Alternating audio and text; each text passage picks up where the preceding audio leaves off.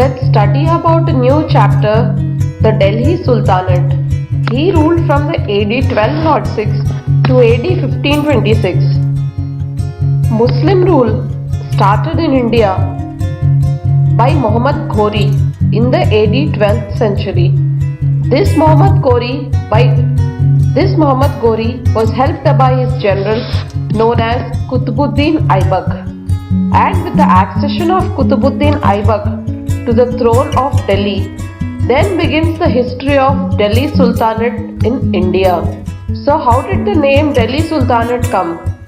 So rulers during this period, they used to call themselves as sultans. So that is the reason their rule is known as Delhi Sultanate rule. This is the image of Muhammad Ghori. So he was the first to start the Muslim rule in India in the AD 12th century. So during the northern India and during the ruling of Delhi Sultan period, there were 5 successive dynasties. In the North India, during the ruling period of Delhi Sultans, there were 5 successive dynasties.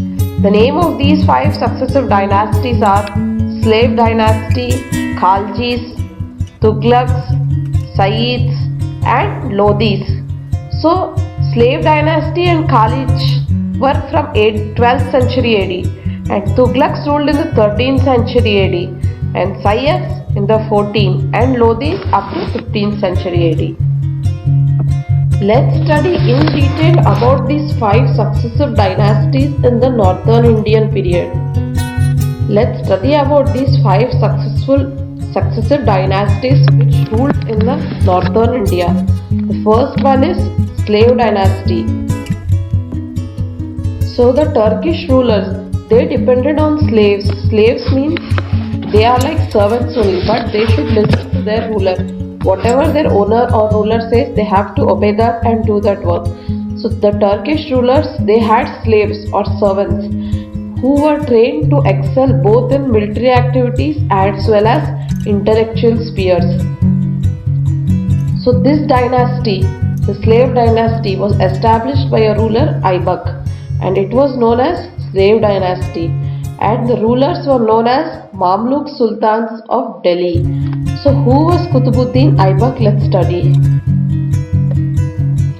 Qutbuddin Aibak ruled from 1206 AD to 1210 AD. He was originally a slave and a native of Turkestan. But how did he become a ruler from a slave? He rose to become the trusted general of Muhammad Ghori. So much they used to trust him that he was given the general position by the king Muhammad Ghori. And then this Qutbuddin Aibak, he was the prime important member behind this Muhammad Ghori's victory in the second battle of Tarain. So in the war of Tarain, he was the important person behind the Muhammad Ghori's victory. And then he captured Kannauj, Bihar and Bengal states. And also Qutbuddin Aibak became the first Sultan of Delhi. He was interested in art and literature. He got a title of Lag Baksh or the giver of lags. He also built 2 mosques, the Quwwat-ul-Islam Mosque in Delhi and Dhai Din Ka Chopra in Ajmer. This is the image of ruler Qutbuddin Aibak. Next ruler of the Slave Dynasty was Iltutmish. He ruled from the AD 1210 to the AD 1236.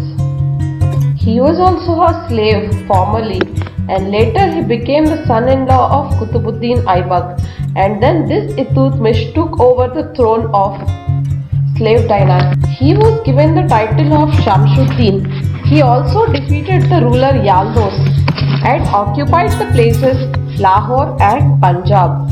He also subdued the Rajput chiefs of Ranthambore, Ajmer and Gwalior, and he brought Bengal and Bihar under his control. So when the time he was trying to consolidate his empire, the Mongolian peoples under the leadership of Genghis Khan, they begin to appear on the borders of India. So he was on a quest of expanding his empire. But at that time, the Mongol people, under the leadership of Genghis Khan, they began to appear on the borders of the India. So what he did, this Iltutmish built a line of forts along the river Ravi to prevent the entry of Mongols into India. So he started the construction of forts all along the border of India over the river Ravi so that these Mongols couldn't enter the India over the crossing the large walls, large height walls of the forts. This is the image of ruler Iltutmish. Next is Razia Sultana. She ruled from the AD 1236 to AD 1240. So this Iltutmish, he was succeeded by his son, but then his son couldn't prove a effective ruler. So since he was ineffective, within 7 months the throne went to Iltutmish's daughter. She is Razia Sultana. She was a great monarch, wise person and generous. She was the first and last woman who sat on the throne of the Delhi.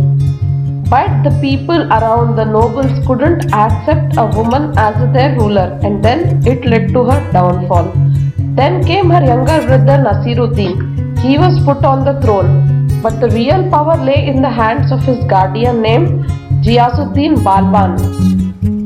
She faced many challenges and many oppositions from the group of 40, that is Turkish nobles and also military leaders. So these group of 40 people were Turkish nobles and military leaders. This is the image of Sultana Razia, the daughter of Iltutmish. Next came Ghiyasuddin Balban. He ruled from the AD 1266 to 1286.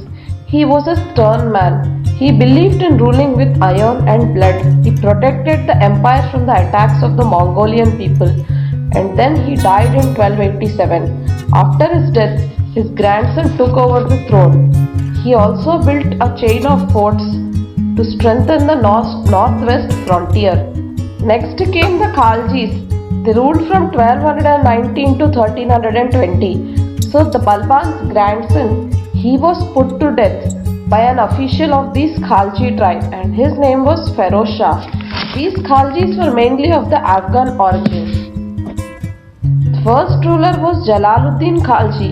He ruled from 1290 to 1296 AD. So this Feroz Shah, he took the name of Jalaluddin Khalji, and then on ascending the throne, he was named Jalaluddin Khalji.